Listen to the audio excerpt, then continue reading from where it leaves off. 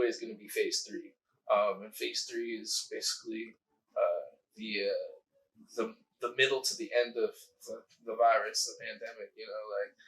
Some of the stuff that we went through, like getting tested and waiting in line to get tested, or just like being tired from fucking having to deal with all this bullshit. Right. I'm capturing like all these different feelings in my way, right. With these lovely characters.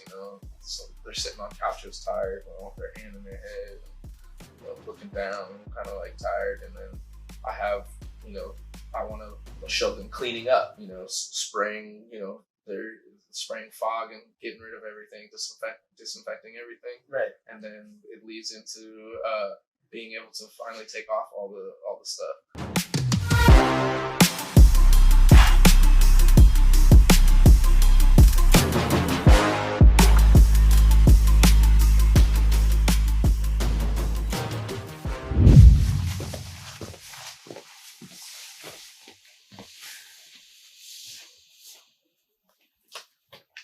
Alright, before we get started, let me check. Alright, we good to go? What's up, brother? What's up, man? How are you? Nice to finally meet you. I'm good, bro. Welcome to my studio. Thank you for having me. This is an amazing episode. This is like very different than what we're used to. Yeah, I like real life. Yeah, no, so it's cool.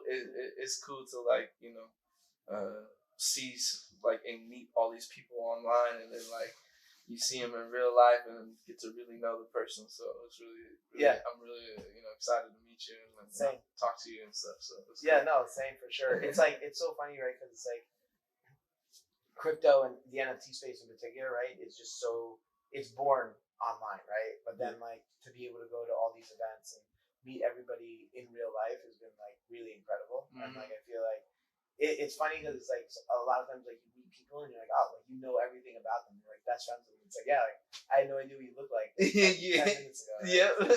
Yeah. It's a surreal kind of thing, we live in a parallel universe, and that's kind of what my artwork is. It's a parallel universe to our world. Amazing, and I want to get into that in a second. Yeah. But first off, thank you for taking time. I know it's a busy weekend. It's Formula One weekend in Miami. Yeah, it's always a busy weekend in Miami. I'm sure, right? It's always busy. But yeah, I guess let's start a little bit for those who don't know, a little bit about your background and how you got into art, right? And then ultimately how you got into NFTs. Yeah, so I was a kid, really young, and I was really into building blocks, Legos and all that stuff. And I would build all these crazy sculptures, I guess you could say, with that when I was a little kid at daycare and before and after school care and all that stuff. And then I got into drawing and watching Dragon Ball Z. I was always redrawing all the characters. Wait, were you a good artist? Yeah, I was really good. So I was terrible. I can still only draw a stick figure. Yeah, I don't know. Yeah. I think it came from my aunt on my dad's side. She and my grandpa on that side, they were artists kind of in their own right, and in their own way. My grandpa, he carved wooden ducks, decoy ducks, and painted them, and would win awards for doing all that. And then my aunt, she was always coloring mandala printouts, and so she had every single color marker you could ever think of, and so I would just go hang out with her and color in these mandalas with her and just play around with colors. So I think all that started there, and then whenever we'd go out to eat with my family, I'd always draw all over the kids menus and all over the placemats and stuff, and the waitress and waiters would walk by and be who drew that? And my mom would say me, and they're oh wow, he's fantastic. So it all started there. But then I really got serious into my work in high school. I really wanted to turn my artwork, my drawings into designs that could be put on t-shirts. So I started taking graphic design classes. And where'd you grow up? I grew up in Seattle. Okay. Yeah, I was born in California, but I grew up in Seattle, in surrounding areas, and I did all my schooling up there, and I graduated in 2008 from high school. So all through high school, I took every single art class I could because I just sucked at tests, normal tests and shit. So I was really good at art and being creative, and so I took drama and all that. So like I wanted to be an actor, all of those things. I just wanted to be an artist in every single way that I could. Right. And so that was like where I started it all out at, and then that just like took me off into like a realm of like, designing, t-shirts for companies and all this other stuff, and then That's awesome. like turned into a painter later on. I don't know if we want to go too far down that right now. Yeah, no, I want like so. Yeah. I guess when you were growing up, were your parents like very supportive of you being an artist? Because like I think it's interesting because like so my parents are from South America and they immigrated here, so they were very much like you have to be a doctor or a lawyer, or something where like you're gonna have like a career of like income. So my dad always he was pushing me into ice hockey. He wanted me to be a pro ice hockey player. I was really good at it. I started when I was I put on skates when I was like 2 years old, and I really like started playing hockey at like 5 years old. And then I played all the way up until I was 18, until I could say no, I'm doing whatever the fuck I want to do. So that's how that went. I was pushed into sports like all through school, right? And ice hockey, and because I was traveling. Did you enjoy it? Yeah, I enjoyed it. I was playing for a travel team, so right. like I would get to travel and go all over Canada, all over the United States for hockey. Hockey is vicious, man. Yeah, and I liked being physical, so it was fun. And then so like, and my mom, she was always like supportive of whatever I wanted to do, but I don't think they knew how to support me in my art. They just saw that I could do this thing and didn't think anything about it. I don't think it crossed their mind that you could like be like a successful artist and make all this money. I don't think that ever crossed their mind until I showed it to them. Well, that's awesome. That's breaking their paradigms. Yeah. Now, my mom's always been there for me, and now even more is like just super like happy that me and my brother are doing what we're doing. So that's awesome. Yeah. And I think wait, do they live in Miami? My mom does live in Miami. My dad lives in North Carolina. All right, cool. Yeah. It sounds like you guys are all very close. Yeah. Well, no. Actually, me and my dad, we don't have a really good relationship at all. Okay. Yeah. So like growing up with him like forcing all that stuff on me, and it's just like I don't know, it pushed us apart. And I think like he kind of resented the fact that I didn't like give really two fucks about what he wanted me to do in life, and I was like, I'm gonna go do my own shit. Right. And like now that I'm like kind of successful, he's like, oh, I'm proud of you, but like I don't want to accept that shit. So until like I get like I don't know what I'm waiting for. Right. But at this moment, I haven't gotten something that will like meld that back from me yet, because he's never been to any of my art shows. He's never done any of that shit. So that is like a touchy like point for me, But I think it has like helped. Like he's done a lot for me. Like kind of shown me a lot of what not to do in life and what kind of to do in life. Right. So I gotta thank him for that. That's super important. Yeah, like I sometimes I look back and like my parents have. I mean, I didn't go. I went like a traditional finance route, right? So, but I will say like my parents like were always like super supportive of like. I think one of the reasons that I am here today was because of the support that my parents gave me. Yeah. I think I seek that out from other people. I got it from a lot of other parents growing up, and I think it was because I didn't realize it at the time, but now that I'm older, looking back, my parents weren't there at all, really.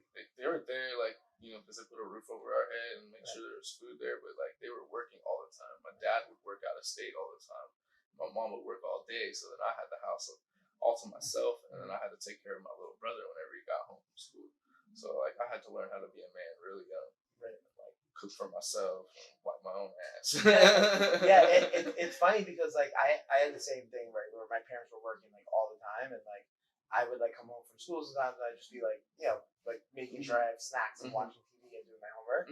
And it's like, it does make you grow up very quickly. Yeah. But I think like it's interesting because I know like, let's say like, I think a movement over the last 10, 20 years, probably definitely the last 10 years has been like for mental health, right? And like working on yourself. And I remember like the first time I went to therapy and like my parents were like, oh, like what's wrong with you? This and that. Cause it's like, that's just like the old school mentality, right? Like, you coming from that age, and now today it's like it's okay to go talk to somebody. Right? Yep. And I think that's super important, just being cognizant of that. Mm-hmm. And even like that self-reflection of being like, yeah, like, when you look back, it's like, yeah, that was a very pivotal moment in my life that even though it was like a negative in that moment, perceived to be a negative, like ends up being a positive. Yep, exactly. So exactly, yeah. I mean, I always try to see the positive in everything, and so, it translates in my artwork. I definitely want to get into that. But I thought something was interesting that you mentioned how you started doing graphic design, graphic design for T-shirts,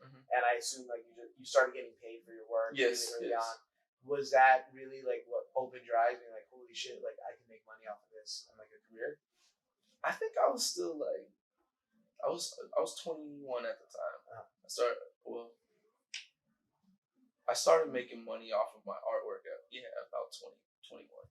Okay, and that was through I became a like pro razor scooter rider, like a pro skateboarder, but on a razor scooter. Oh really? Yeah. So like I was making videos and like traveling around. I'm gonna have to go check those out. Yeah. You just type in my name on YouTube and find that. And so like they also hired me to do like all the graphic design for that company. They sponsored me to ride and make videos for them. For Razor? Yeah, not Razor. It was another company that started making like parts and like shoes and clothes and all that stuff. So I was to do all the designing for that shit, and that like let me see like that I could do it. But I think I got held back by the owner of the company to like not like they didn't let me just go to do like fully express and like do whatever I wanted. It was like, make this for me, make this for me, make this for me, make this for me. So I just like got to know what that was like being a contractor, like that's what I got to understand. And then I got fed up with that, and that's what turned me into an artist, because I wanted to I was making art for somebody else. It was my like creativity and my like style, but it wasn't my like ideas and my feelings being put out to the world. So I wanted to know what that was like, and so that's when I like started trying to figure out what that was. And for me, it started off with like doing graffiti.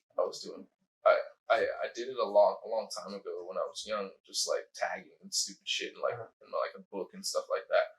But then like later on in my life, through the scooter career, I was traveling all over the world, like to Europe, and like seeing like art all over the world on the streets, and that like sparked my interest back into graffiti. So I like started like tagging, and I lived in Brooklyn for like 3 months, and I like tagged everywhere. I could move around the city on my scooter and look like a kid and have a whole bag full of fucking spray paint and tagging shit, and nobody would ever think twice about me as long as they can hear it jingle around.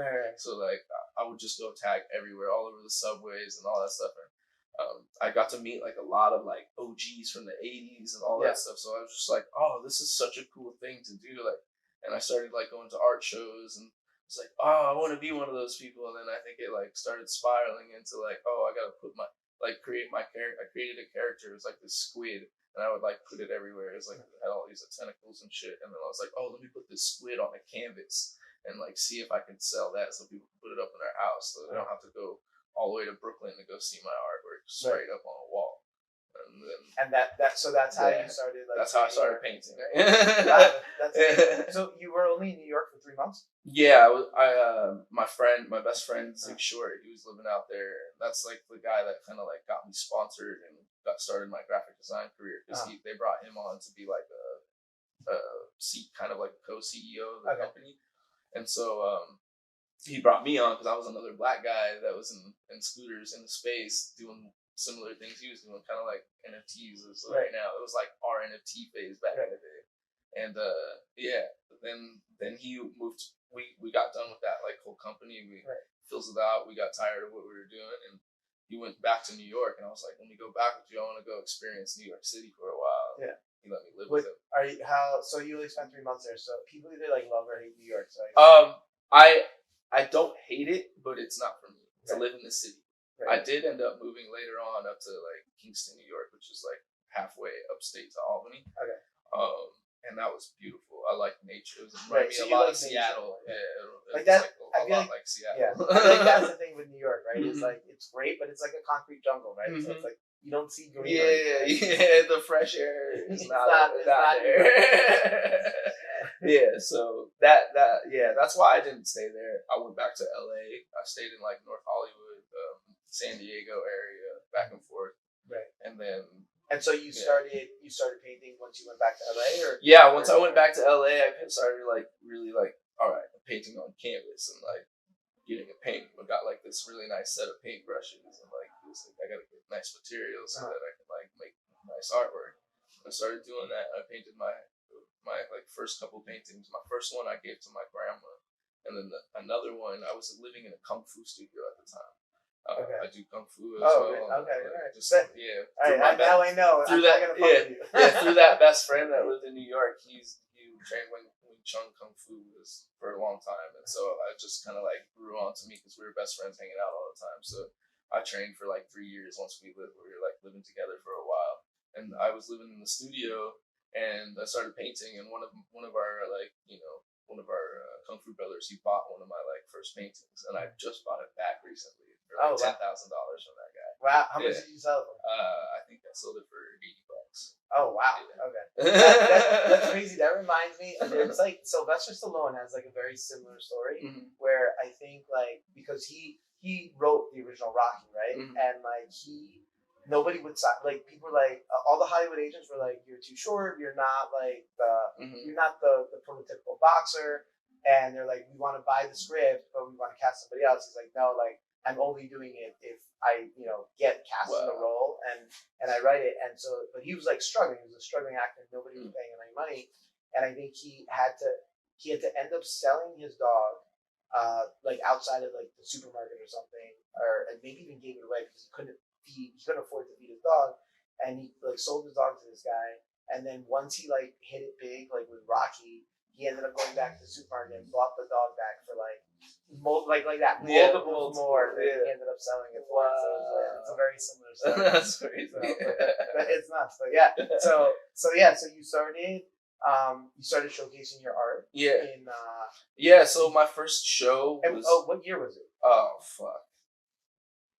It had to have been like 2022, or I was 22 years old. So 2012. 2012. Okay. Something like that. Yeah, something like that.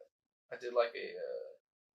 It was a group show in San Diego. So like, what I did when I first like wanted to figure out how to be an artist, like how do you make it as an artist, and I was like, oh, you gotta go have all these like art shows. So like I looked up how to get into like an art show like on Google or something like that, and then there's like all these group art shows that popped up, and it was like pancakes and booze and all these like different like gimmicks to like get people to go to art shows and have all these artists be a part of it. So I entered in one and I got accepted. I had to sell like 10 tickets to like not have to pay to be in the art show, which was really crazy, but it made sense to me because like I know I'm gonna make money, spend money, make money. And so I got like 8 friends to come, so I only had to pay like $40 or whatever to like get into the show. And I got into the show, and there's like fucking 40 other artists there. It was in the Hard Rock Cafe in downtown San Diego. I thought it was like, oh, like, damn, this is my first one. I'm fucking lit. And like, I had all my art hanging up on like this chain link fence looking thing, and there's like a bunch of artists around me too. And I had a little table. I had a bunch of art that I just like been painting for Instagram before, just to show it on Instagram. And then sold like 5 paintings to like a couple of the friends that were there, but then like a bunch of random people that were walking around and just like asking me about my art. Anyways, that was like, I knew at that moment, like I sold 5 pieces at my first show. I'm like, all right, this is it. I gotta keep doing this, get into any art show that I could. So that's what happened after my first art show. I was like, all right, I gotta go do a bunch more. I think once I did that, like people saw and they wanted more. So I was posting a lot on Instagram, and that's how I sold my art in the very beginning. Was on Instagram. I would do like all sorts of like little like series on like little canvases, and then I would like post them up and be like, all right, these ones are available, and then this is how much they are, and then they would like slowly trickle away. So would you do most of your sales online then? And never through gallery. I always do it on Instagram. Was there a reason for that? Because I didn't have access to it. Okay. I was just a fucking I was a nigga in the streets just trying to sell my art, I like to look at it as like selling drugs. You know, I came from that background. I was selling drugs in high school, so like when I started selling art, I was like, oh, this is like selling a fucking dub sack. Oh shit, like I could get it for a low price and sell it to these people for more. Like, but I'm creating it, so it comes from nothing. Right? Yeah. But like, the margins are great. Yeah, exactly. Like this makes complete sense to me, and so that's where it like made sense. Right. And but yeah, like I think the first like big successful thing that for me was when I started making prints of my artwork. That was when I in like Austin, like 2015, something like that. Mm. So the entire time you were painting. Yeah, I was painting. I was always painting my work, you know. And I was doing graphic design on the side. Right. You know, I got into making cover art for SoundCloud rappers. Oh, right. You know, SoundCloud there's a boom there. You know, that whole boom of SoundCloud during that whole time. I got really close with the Sesh Hollow Water Boys, which was like a bunch of rappers that would like came up in the SoundCloud scene. They like strictly like didn't sign deals. They only wanted to make like music for SoundCloud and shit because they were making a fuck ton of money off of it. And they would make a lot of money off their shows. Like they were making a lot of money off putting together their own shows. And I was really interested in like how they were moving within the music industry. And so like I went to one of their shows and I met like one of the rappers in the group. His name was, I don't know, Jeffrey. He was like he wasn't in their group, but he was friends with them. And he was like, yo, what's good? And he's like, I like your art. And I was like, yo, let me do like a tour flyer for you guys one day. And like they were coming to San Diego where I was living at one time. And I did a tour flyer for him. And then that like snowballed into once one rapper saw that what I was doing, like another one, and then another one. So like I just like had this network of like SoundCloud rappers to like do cover art for like $20, $100. I worked my way up to like $200, and then I was like, all right, I gotta like demand like $1,000 every time because too many people were hitting me up for that shit. When the demand's too high. Yeah. So like. Yeah, I just slowly like increased it as the demand increased. I just like slowly increased that until I got fed up with like dealing with rappers, and I did like 2 deals with like with the record label. Uh-huh. That was okay, but everything else was just like I made some really good friends, and then I just never talked to a lot of those people again.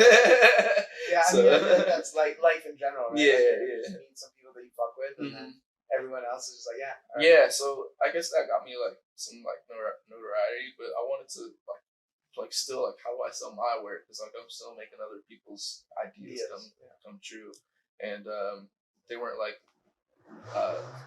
licensing out the work in a specific way. So what I did do was like I was like I want to make prints. So like I went to like I was living in Austin. I went to a local print shop that just made like whatever prints like. Business cards, magazines, and I was like, "Yo, can you make a print?" And they were like, "Yeah, we can do that." And they showed me like this cardstock paper that they use for business cards, and then like the laser jet printer. And I was like, "All right, cool. I have these files. Let's print it out. How much is it?" And they were like, "Oh, it's like $1 a print." I was like, "Oh, I can sell those for at least $5 to $10. Right. Like, I'm gonna fucking 5x instantly." Right. So I was like, "All right, yeah, give me like $100 worth." So I got like 100 prints. I went into like this graffiti park in Austin. It was like a tourist trap where people could come spray paint. Anybody could come spray paint on these walls and paint whatever you wanted. All the local artists would go there and paint murals and then sell their artwork there. Right. So what I did was I'd go paint a mural and I'd bring my new prints, fresh prints, and set up like a table and sell my prints out while I'm painting the mural, just chilling and smoking weed all day in the hot ass Texas sun. Right, yeah. And that was how I sold my art, and then I was posting it. I did that. That was the only way I was doing it in person, other than like whatever group art show, local shows I could get into. Otherwise, I would do like cool ass sales online, where it was like $5 print sale on my Instagram, and make like a cool like video promo for it. Learn how to animate all my artwork and all that shit. Were you making all the promos and stuff? Yeah, all myself. I was just like, me and my brother I would just come up with a cool idea and show it to my brother and be like, that's cool or that's stupid or whatever. Right. That's awesome. Yeah. But the prints were like, it was crazy because I got those prints from $1 down to like 15 cents a piece. And then like I was like, the volume discount. Yeah. cool. I got a different connect because all the other artists were like, yo, where are you getting your prints made? I told them where. I'm like, I'm sharing the information. I want everybody to win. So everybody started going to that store. They jacked the price up. And I found a whole nother place and went and got it like way cheaper than they would ever give it to me. Wow. So I was like, again, I was thinking of it like drugs. I was just like, yo, I need a fucking plug. I got a new plug, and then the fucking market went up. I was like, oh, I'm fucking banking. I'm doing a good job right now. That was like my early like business. I was really understanding business because I was moving shit. I was moving it. I had to like figure out how to like ship things to different places and like get my logistics all right, like the packaging and all that made it like it was so slowly like incline. I mean, I feel like that's gonna be like super important as you come into the NFT space as well. Yeah, I mean, when did you find NFTs? And so what was that like? Yeah, and that's a perfect lead in because I found NFTs because of Ferocious. Okay, and me and him were friends before NFTs were in our lives. We were doing the same thing, like making prints of our work and putting it on shirts and all that shit, and putting it on our own website. So we found each other on Twitter or Instagram, one of the two. And we were just following each other's work and followed a lot of the same people, a lot of the same like SoundCloud rappers and stuff. We would see each other's like album art and all that stuff. So when I started seeing him sell NFTs, I was like selling paintings for like a couple $1,000s at a time, you know? So like, and I saw him, he was like selling like his paintings for like a few $100s at a time. So I was like, oh, that's dope. Like he's starting to sell his work like me. And then I saw him post like he sold like a digital NFT for like a few $1,000s. I was like, yo, wait, what the fuck? He's selling art like for that much now? Fuck yeah, like I'm hyped. And then he's like posted another one. I was like, yo, what is this? And then like somebody reached out to me and was like, yo, you should get on Super Rare. You know, like this NFT thing's gonna be a big deal. Your art would be a good NFT. And I was like, okay, let me look into it. I seen, you know, Ferocious talking about it. I just did like a quick glance at Super Rare and I was like, oh, this is just like another like website to sell your art on. Okay, whatever. And then another person hit me up. And then one more person hit me up. That third person was DCL Blogger. Okay. And he was like, you need to get on, you know, Super Rare. Have you spoken to him before? Did you know No. I didn't know. Oh, he just like I think he had recently bought like Ferocious's work, and he saw me and Ferocious like talking on social media. Yeah. So he hit me up and was like, "Yo, I want to buy your work, but have you ever heard of NFTs? Like, would you sell me your work as an NFT?" And I was like, "This is the third time I've heard about it. You know what? Let me go sign up for Super Rare." He's like, "Yo, I might be able to help you out with that too." And so he helped me get on Super Rare. It took me a month still, but I got on Super Rare September 2020. Wow. So, yeah. Cool. Yeah.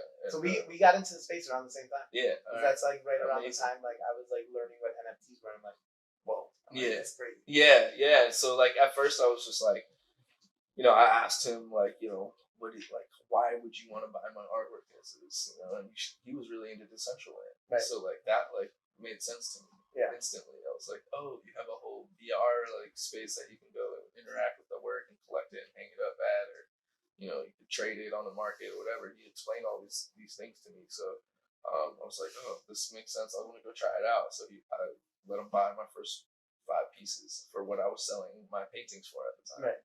And that was it. That's sick. So then what ends up happening after that?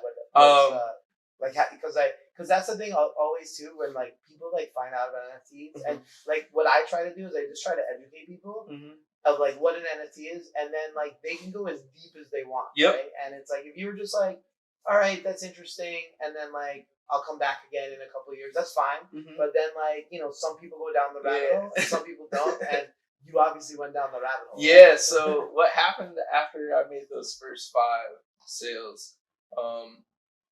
You know, I had an art show shortly after that, like a physical in person, my first like with a gallery, and so I went. It was here in Miami. I came down. I showed my blue-faced artwork on canvas for the first time ever. Nobody really came to the show. I didn't really sell. I think I sold a few pieces, whatever. But the people at the gallery, they were like, "Yo, why are you making NFTs? That's like stupid. Why would you ever do that?" But I was like, I had sold those pieces. I'm like, "Why?" All right. So what happened? You know, after I got my first 5 sales, I started doubling down on NFTs, and I Clubhouse started like popping, and a friend of mine had like introduced me to that shit, so I got in on it. And I was like, started getting around in the rooms, and at first I was really nervous talking on the stages and all that stuff, but I found out that when you start talking on the stages, when people start following you, start knowing about you, and I was like, oh, this is a great marketing tactic. So I just like started going into every room, and anybody that I knew, I was like, yo, let me get on stage, and got on stage and got to say some stuff. And then there was this one time in particular that was really like propelled me. Lady Phoenix was like, I started understanding who she was, and my brother was in a room, or had been listening to a room while I was doing something else. And he was like, yo, you need to go hop in this room. I don't think we were living in the same place at the time. He called me. He was like, yo, you need to go hop in this room. They're talking about something. They want to hear from you. Go in there and ask a question. So I was like, I don't know what to ask. I went into the room, but I was like, yo, I texted him. I don't know what question to ask. What do I say? And he texted me a question, and they pulled me up right when he texted me that question. So I had a question right there. So what do you want to talk about? I asked him, I was like, yo, how do I find the black people in this space? Where's the black people at? And they're like, oh, you're actually in the right spot. We're all here right now. I'll tap you in. So they like, Lady Phoenix tapped me in with like a bunch of people like Iris Nevins, a bunch of people that are like black in the space doing things behind closed doors. And what time? This was early 2021? Yeah, early 2021. And then I was like, yo, I'm gonna do some. I got a bunch of projects. Told them all about my artwork, all that fun stuff. And I think that from that moment on, I kind of like had like a nice start of a community within the NFT space to understand, like, know who I was, and like I opened a lot to that, like those clubhouse talks and like going into rooms and doing my drop all the drop stuff and all that shit. It's funny you say that about the clubhouse, because like around the same time I would get random text messages be like, hey, you need to go to the group. It's like people talking about NFTs and they don't know what the fuck they are, and like just go in there and explain it. And I was like doing the same shit. I'd hop in there. I'm like, I don't know what these people are talking about. They pull me on stage, and I'd share my point of view. And the traditional art world would be like, like the gatekeepers, right? Yep. Like NFTs are a scam. But then like every single artist that was in that room would be like DMing me, be like, hey, how can like I learn more about making NFTs? Right? It's like. It's like those traditional art world talks of NFTs those were like I heated a few times. I remember being in those rooms. And, it's me. I come from making physical artwork as well. So and like I love merging the two worlds. So like having that conversation was always like fun for me. No, I totally agree. And so basically, like you were saying that. You had done the blue people, right? Is that what you call the blue face people? Yeah, it's the blue face. The blue face. Yeah. All right. So you did the blue faces. You did those physically. It didn't get the reception that you originally wanted, and then did it or? Yeah. So it's kind of funny. It started off. I was like, we were inside during the pandemic. Right. I was like, just taking inspiration from people being inside. Look like they might be in there for a long time, sitting on their bed, like tired, with their fucking like dress kind of like hanging out, the nipple hanging out. I did a few like different like pieces, and they happen to be black people, right? And so during the early stages of the pandemic, Black Lives Matter movement was also going on, and there was a point in time where everybody was posting black squares. I had really colorful, vibrant art related to black people, so I posted that. And it went viral on Twitter. I got like over 1 million impressions on a post, and I subtweeted under the post my website and like the prints and all that stuff, and my fucking website went viral overnight, and I made like 30,000 in sales overnight, and then the next day another 30, and I had to level up all my shit right then and there, and that was before I got into NFTs, like just before I got in. Because this was like the summer of 2020. Yeah, the summer of 2020. So then I like was like, all right, blue faces, they like that shit. Let me make more. And so I started to make more and more and more. And that's when I was like, all right, that's when I started to play with what else are they going to react to? Are they going to react to the way I do the colors? Are they going to react to the imagery more? I started playing around with with those ideas.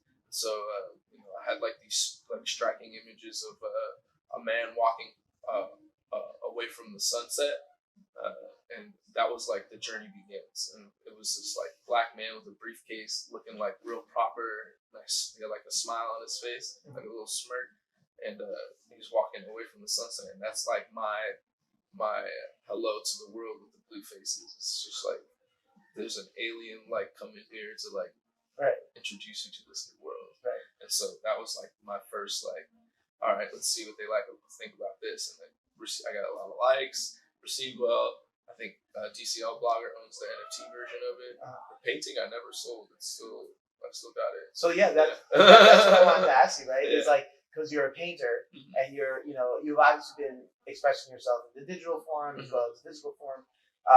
How have you been, I guess, reconciling that idea of like like you say, DCL owns the digital version, but you still have the physical? Like, I've been playing with both. You know, I did make a piece that I released on Super Rare that came with the physical painting.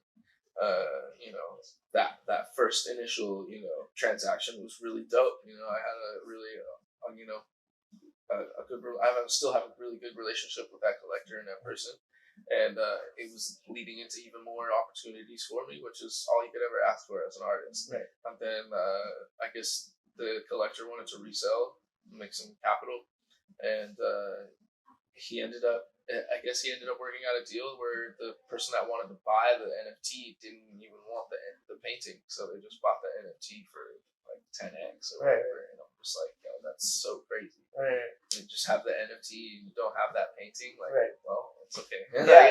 So now they're on their own journey, which is like, I'm accepting of that. Like, now the painting can go on its own journey and NFT can go on its own journey. So now it is split up, but. Have you ever thought of wanting to do something where the painting and the NFT are linked? Yes, I've been like, thinking of ideas where, maybe like the ledger is like a sculpture, and like you have to like figure out how to unlock that sculpture to get to the ledger to plug it in to access the NFT or something like that. Where the physical object contains the NFT, and you have to have the physical object to access the NFT.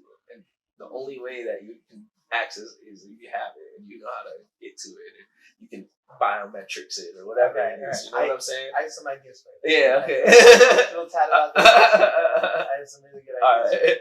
All right. But that definitely, like, because that is like a thing for me. It started off with an NFC chip. You know what that is? Yep. Yeah, I put it in the back of my painting, and in like a cool place, and like you tap the forehead and it will bring you to the link of my NFT.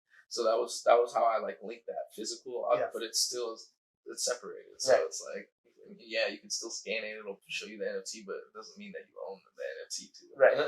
Yeah, I mean, because it's interesting, because it's like, I remember the first time I thought about this problem was the People Everydays, right? Where it's like, he's like, there's like an 8-week claim window, and then after that, I ship you the piece, and you do whatever you want. And now, like, obviously, those things have been disconnected for right now. But my belief is that over the long term, people are gonna want to reconnect all those things, because it's like the NFT also acts as a proof of authenticity, right? It's like that's the certificate that is like probably more important. As crazy as it sounds, it's probably more important from a like collecting and resale point of view than the actual painting itself. Right? I was actually having this conversation with somebody just this week about like a physical piece that, let's say, if you can replicate it exactly. So let's say like I buy a Tiffany ring, right? And like I have the certificate of authenticity and I have the Tiffany ring, but then I make a exact 1-to-1 replica, and I keep the original Tiffany ring, and I sell the replica with that certificate of authenticity. Like, that's pretty much the new thing, right? Because the thing that matters in there is that certificate, right? Yeah. And then my ring that I keep, that's the real one, like, it's like, like nobody'd be like, you don't have the paperwork. It's not fucking real, right? Exactly.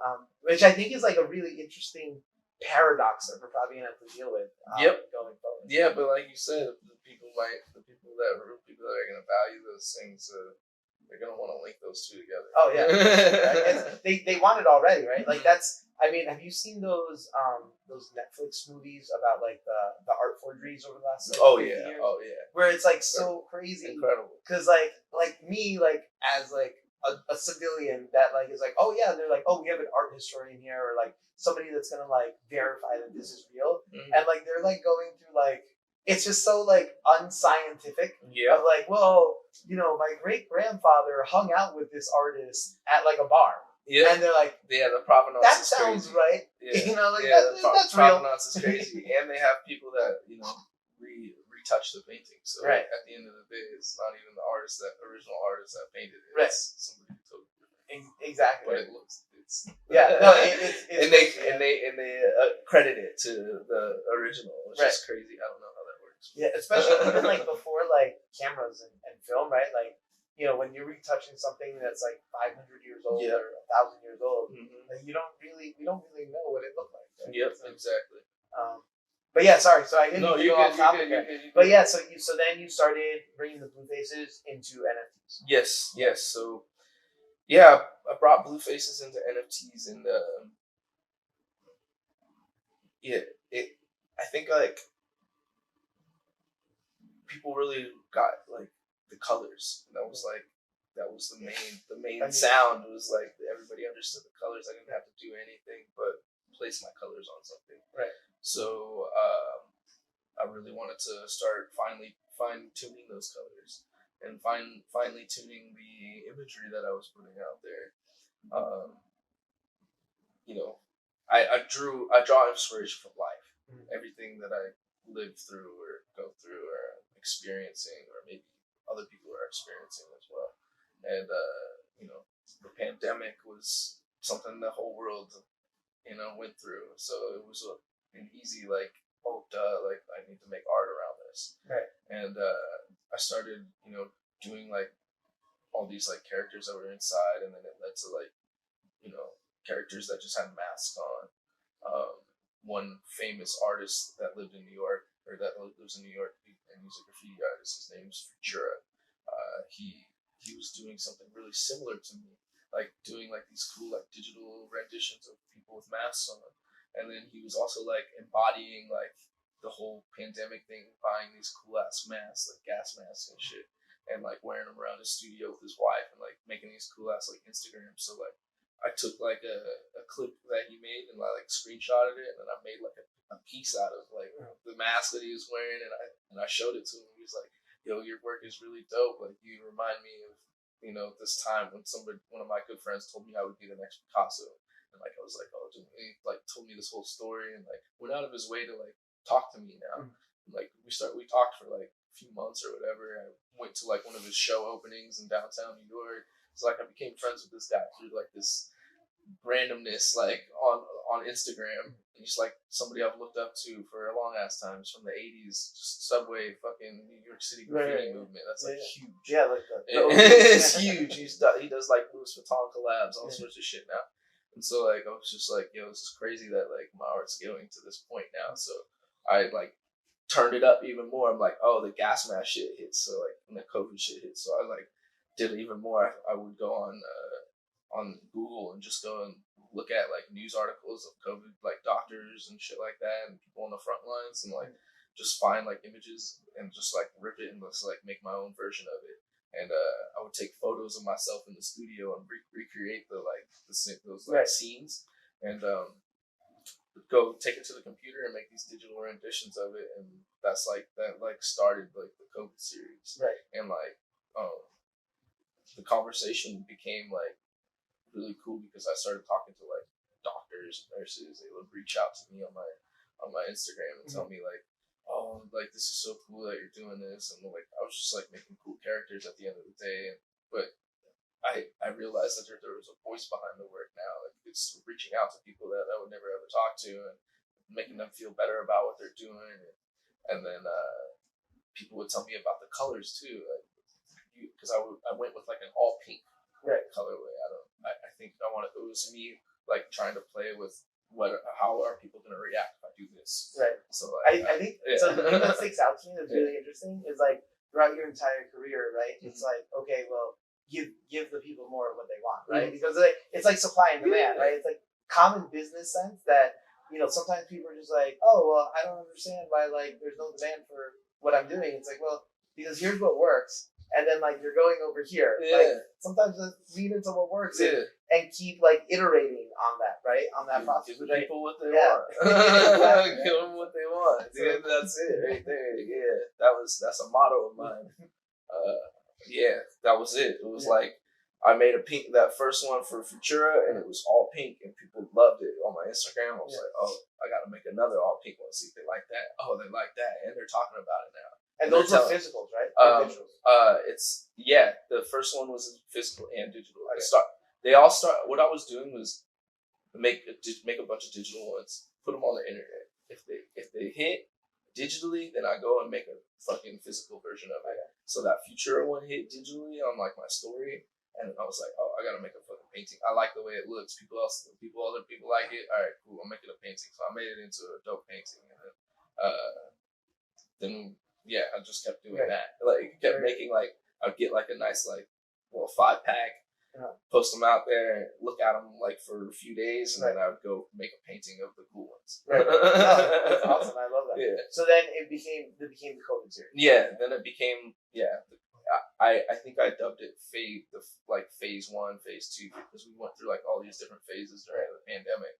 So like my first phase was just me like figuring it out, like doing all the people like digitally, and then my second phase was this triptych that I did.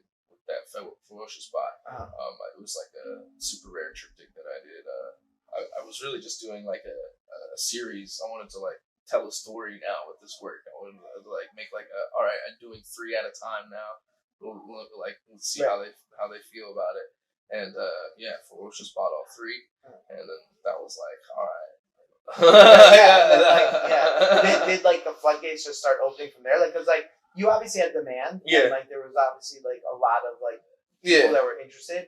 But I feel like sometimes when you get like a big buy like that, it just and I've noticed it just like from buy. Yeah, that was the first time that was what changed my life.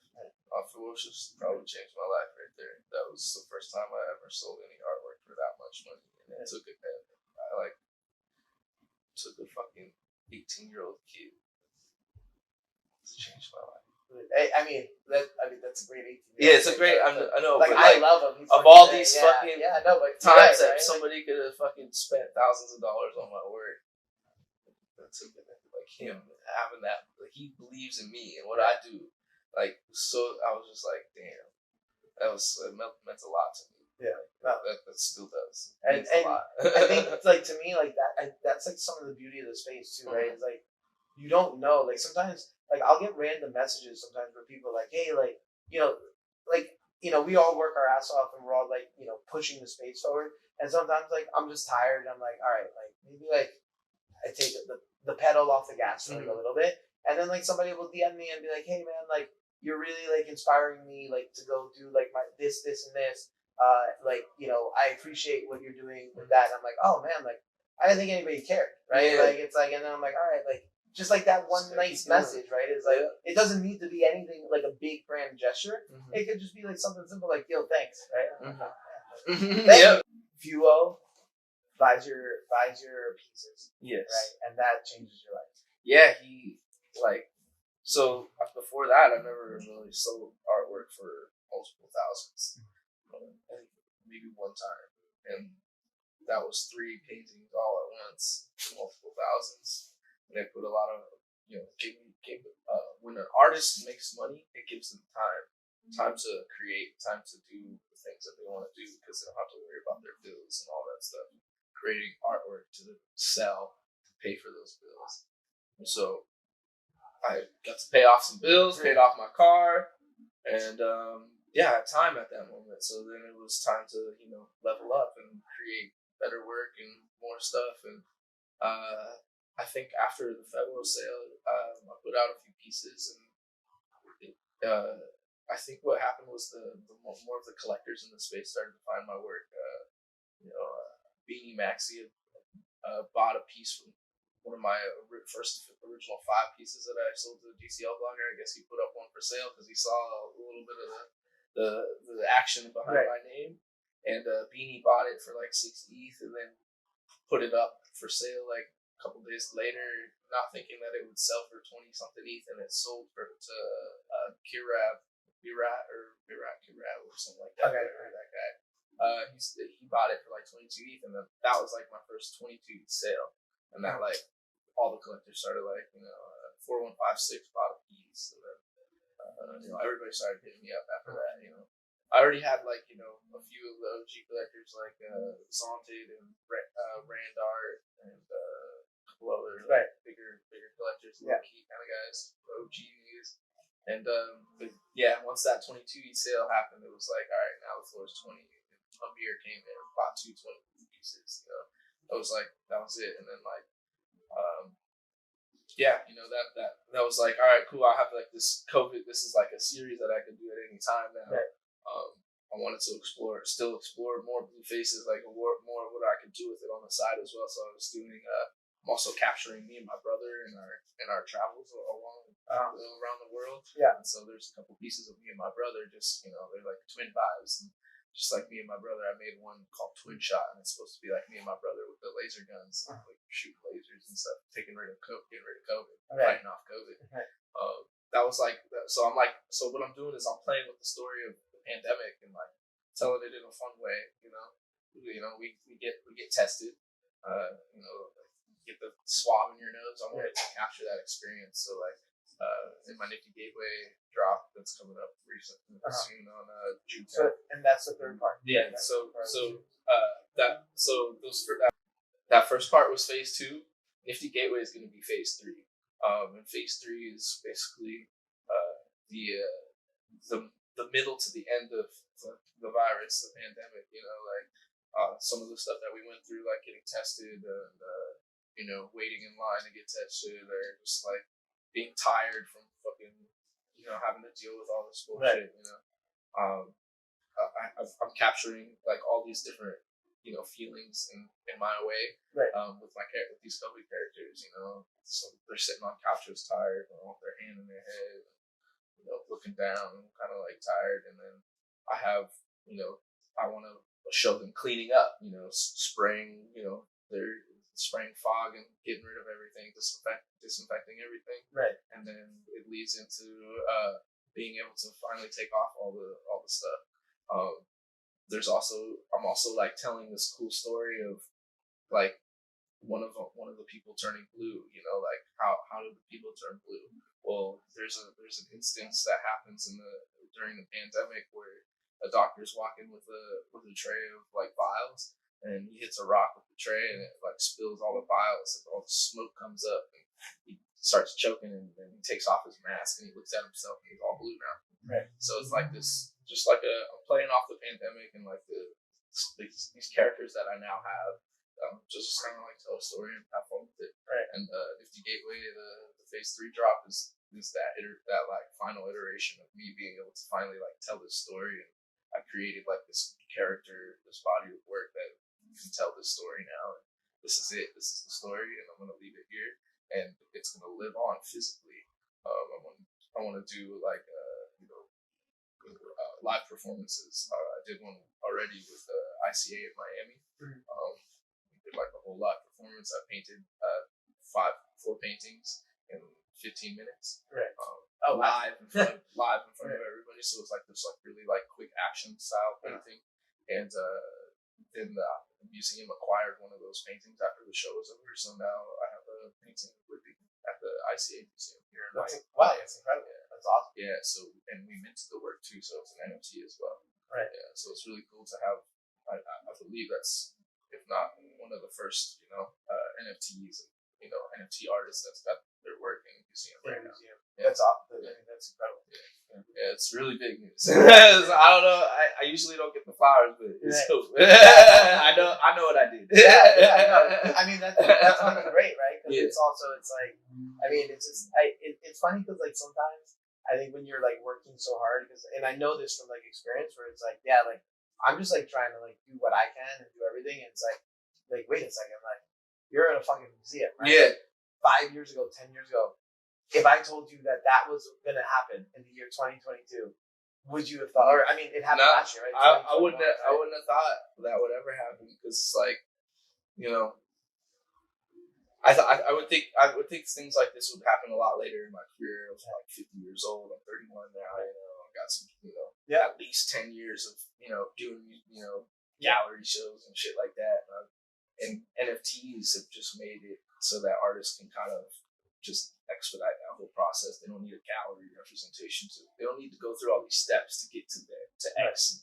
Hey, I got a Sotheby's sale with my COVID characters and sold for close to $200,000, and that shit, like, I never thought that would happen while I was alive. I thought I'd be dead and they'd be selling my art for that much, right? Or I wouldn't see any of that money. Somebody would that I sold a piece to for $20 and sells it for $1 million, and I wouldn't see $1 of it. Right. I thought that's how it was gonna go, but I think NFTs have changed our world, changed everybody's world. No, for sure. I guess one question that comes to mind is, being a person of color in the space, I'm sure like people come to you for advice. Like, what would you have for other like minority artists that are getting into the space to kind of like, to build that following, to build that audience? Like, what would you recommend like for success? I'm gonna say this one to the camera. For all the minorities, all my brothers and sisters out there, the most important thing that we can do is support each other and bring each other up, throw the rope back over for others to climb up with you. We're a lot stronger together, and to support each other isn't only just like retweet. I think we all need to be like friends, real friends, really like hang out with each other, really like see what each other's about, and then you can really show your love and support for one another. Because like at the end of the day, that's all that we need to like be successful. Is like the support of knowing that what we're doing is like the right shit, and then you can just keep going from there. So like me and my friends, the people that I'm working with closely now to like help change like how Black people are viewed in this space, I think it's important that we just start off as good friends, and you guys see that. You see that we're good friends, and we show you that we're good friends. Because that's, those are all these questions that like I get, because I'm a minority myself, right? Yeah. And it's just like, like how do we get that representation up? But like part of it also is like, the reason why I'm pseudonymous, right, is not because like I really want to be, because I just remember like when I first got into the space and I would talk about like NFTs, and I would try to talk to like a major like a normal media outlet like TV or news, and they're like, like we have to know who you are, and I'm like, well, who I am doesn't really matter, right? It does, like with the color of my skin, it doesn't matter. It's like the quality of my work, right, or the quality of my thoughts, right, and really like trying. And that's why like I've been staying as like gmoney and like covering my face, because like it's really to push that narrative of like, dude, like that none of that shit matters. We're all human at the end of the day. That's why all my people are blue. Yeah. I was gonna ask that. I'm like, that right there is why all my people are blue. Yeah, it doesn't matter. I could show you feeling. I could show you everything that you could get with that skin color. Right. Yeah, it's irrelevant. Yeah, right? We're all human. Yeah. So, no, I really appreciate that. Thank you for sharing that. Yeah. And I guess related to that, right? You have an upcoming drop or an upcoming collaboration. Yes. With the city of Miami. Yeah, so it's like, I wouldn't call it an official collaboration. That's more of I live here in Miami now. I want people to see where I live and show you how proud I am of where I live and how good I feel, like everything about it, And I want to give back to the city that has made me feel so good and brought me to this point in my life where I feel happy. And so we reached out to the city and reached out to the mayor to let them know about my project, and they really were supportive of what I was doing and wanted to know about it and show support in any way that they could. So it's not an official collaboration, but they're definitely giving me like the green light to do what I'm doing and use their city as my muse. Right. And what is it? It's so the first iteration of the work is the first piece in the series, because it's going to be an ongoing body of work. Is basically the view of from my balcony. I live downtown, right on Biscayne, right across from the arena where the Miami Heat play. Okay. And that's the FTX arena now. It's crypto. Miami's such a welcoming city for crypto, and I basically just reimagined the city in my colorway, and I have little Where's Waldo little keynotes in there, little gems that you can find in the piece because it's like really delicate, very intricate, piece of the city. Like I did all the buildings and windows and balconies of all of them. Did it all. And so I was able to really play around with the details. So I'm also introducing future work, bodies of work, and interactions that are going to go along with this series in that piece. There's me and my brother are doing workouts. We've been working out a lot, and it's been very inspirational. People like you said, you're doing something. People react to it and tell you hey, that's really dope that you're working out. Oh, I'm working out now. That's crazy. I've just been doing it and showing it just to do it. I didn't know that. I wasn't trying to impress people or anything. And so I put us working out in there because I want to do a workout series in the future, very near future. Right. So there's me and my brother doing burpees next to the marina, right in front of my apartment building. And my apartment building is there. You can see my condo, and in the window of my condo is me working on the piece on the computer. Right. And then there's just all these little things that mean a lot to me with inside of the piece. And this first NFT is going to be the first point of access into all my future NFT Miami activations.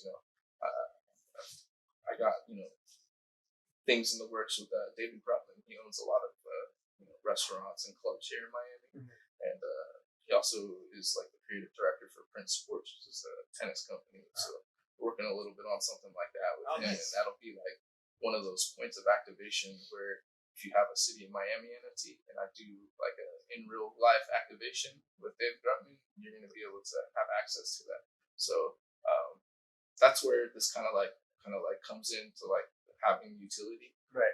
But at the end of the day, this is a real token of my life and my career. It's he made it to Miami. This is his view. Right. You're getting my view. You're getting my view. This is my success. That you're and what I'm doing with this NFT is I'm giving it back and to the city by I've just got brought on as a board member and funding member for this nonprofit called the Art of Healing, and it started by a close friend of mine, Lisa Legs. We met one of the first times I came out to Miami for Art Basel early in my career, and she just provided me with an Airbnb and a place to show my work. And she had this nonprofit back then and didn't really know how to scale it up.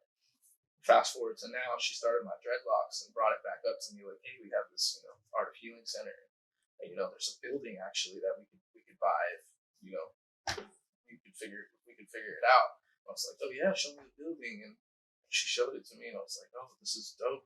I actually have funds now to do shit like this, and the connections to help lead me in the right direction of how to make a purchase like this. So let's do it. And so I've just recently purchased the building.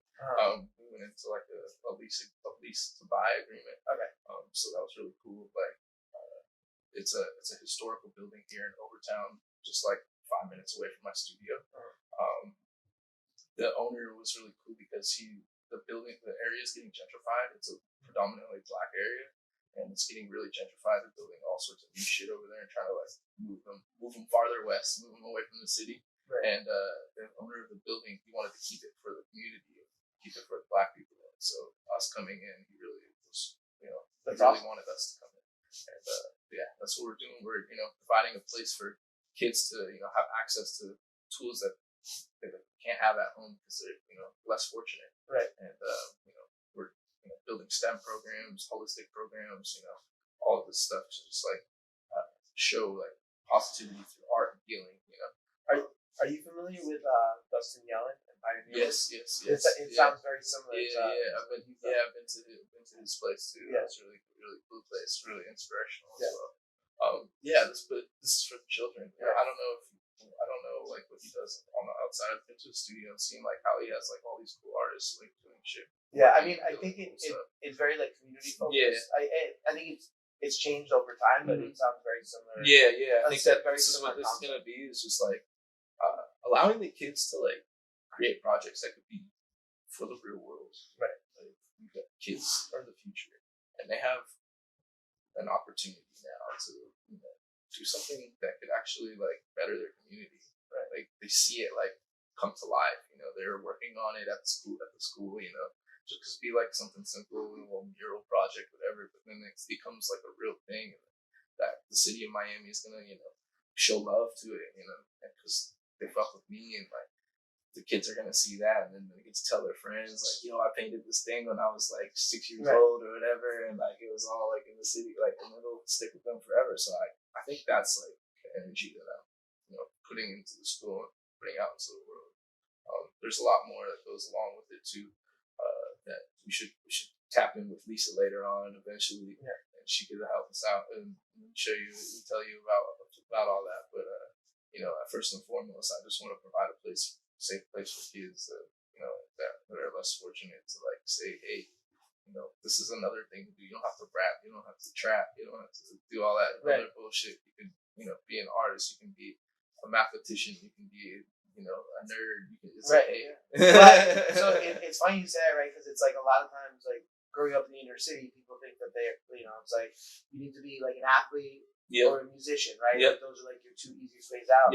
But I think like one of the beauties of NFTs is like, and I've had these conversations with like really young like hustlers, like guys that are like just working their ass off. And it's like, bro, like you're a photographer, like you're really good, like you know what NFTs are, like. Yeah, like it'll fucking change your life. Yeah, exactly. And you're already doing it, right? Like, exactly. And just kind of like just get and on another thing too, like less fortunate communities, they don't have an idea about finance. They don't know how to even what generational wealth looks like. Right. Like how do you even set yourself up for that? And I think it's important that we provide a place for them to like learn those kind of things as well. Right.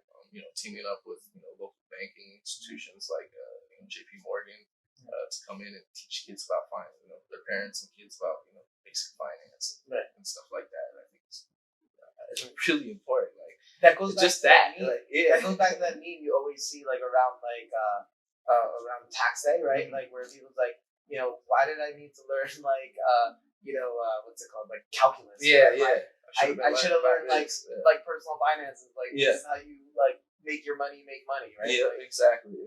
So I think it's important to just touch on it. You provide days where people can come learn if they want to. Yeah, and if not, it's fine. You have a place to come learn it. That's what I'm providing for them.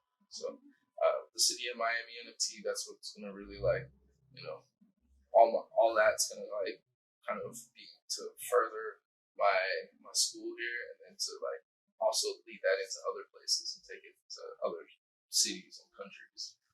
I think that energy can be used all over the world. Right. That's awesome. I mean, I love it. I'm really excited. When do you think? When do you have a release date on that yet? So the city of Miami should be in September. Okay. Yeah, right. We'll have a soft opening of the school around that as well. Right, so awesome. Like people can come visit. Do like red ribbon opening, right. The mayor or some shit like that. All right, cool. I'm just talking, but that could be cool. Like campaign. So exactly. I'm very much looking forward to that. And so for people that want to find out more about the projects and everything that you're doing, where's the best way? CoryVanLew.com. Yeah, CoryVanLew. All right. I'll make sure to put that in the show notes. Yeah. We got all my like past activations and stuff is on there. And we are building it to be a Web3 website. So getting in now would be smart to just get yourself familiar with the website, because the city of Miami will be dropping on my website as Web3. You can just connect your wallet and buy the token there. So that's a really big thing for me. I actually had to like postpone the drop because I really wanted the Web3 part to be like flawless. I want no problems. Give you guys plenty of time. I got to drop in between now, so it's all good. Yeah, very much looking forward to it. And then I guess one last question before I let you go. What's your favorite NFT that you didn't make? My favorite NFT that I did not make. Probably my I have a timepiece slices by the guy that I collaborated with, Kwame Darkness. Okay. So timepieces was a drop that where Time Magazine asked a bunch of like artists that were already well known in the space to collaborate with an artist that's less known in the space and kind of lift them up and give them some light. So Kwame and I, we've been friends ever since we kind of like first got into NFTs on Clubhouse, and he's a great 3D artist. He's worked with some of the craziest movies. Like we've seen all his work in movies. So for him to not have like any notoriety or anything, his work was like crazy to me because it's so good.